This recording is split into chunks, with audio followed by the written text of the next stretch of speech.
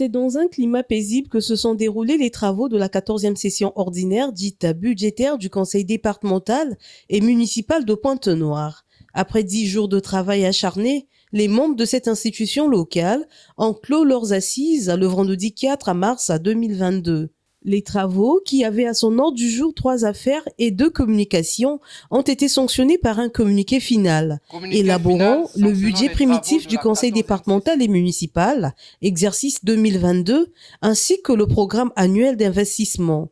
Le budget primitif, exercice 2022, s'équilibre en recettes et en dépenses à la somme de 18 milliards 600 millions de francs CFA. Le programme annuel d'investissement est arrêté à la somme de 8 milliards 600 millions de francs CFA.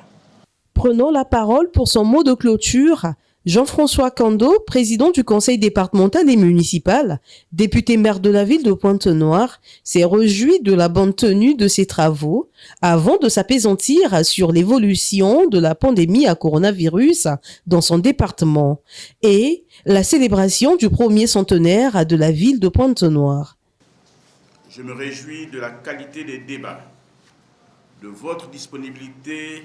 et votre ardeur dans le traitement des dossiers soumis à votre examen par le bureau exécutif. Au cours de nos assises, Madame la directrice départementale des soins et services de santé nous a délivré une communication sur l'évolution de la pandémie à coronavirus Covid-19 et la poursuite de la campagne de vaccination dans le département. Cette communication nous a permis de nous rendre compte qu'il y a un relâchement général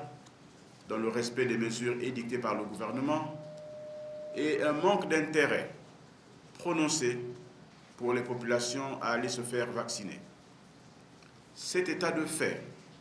expose la ville à une recrudescence de la maladie. Voilà pourquoi tous les acteurs impliqués dans le processus de lutte contre la pandémie sont appelés une fois de plus à mener des campagnes de sensibilisation des populations à l'effet de se faire vacciner. La célébration du premier centenaire de notre ville devra être vécue comme un moment de mobilisation générale de tous les Ponténégrins et Ponténégrines, à l'effet de donner à cet événement un cachet tout à fait particulier qui restera gravé dans la mémoire collective. Voilà pourquoi j'invite mes concitoyennes et concitoyens à adhérer massivement à l'opération contribution financière citoyenne et aux opérations de salubrité dans leurs arrondissements respectifs afin de donner à notre ville sa nouvelle robe et de confirmer son épithète de printemps la belle.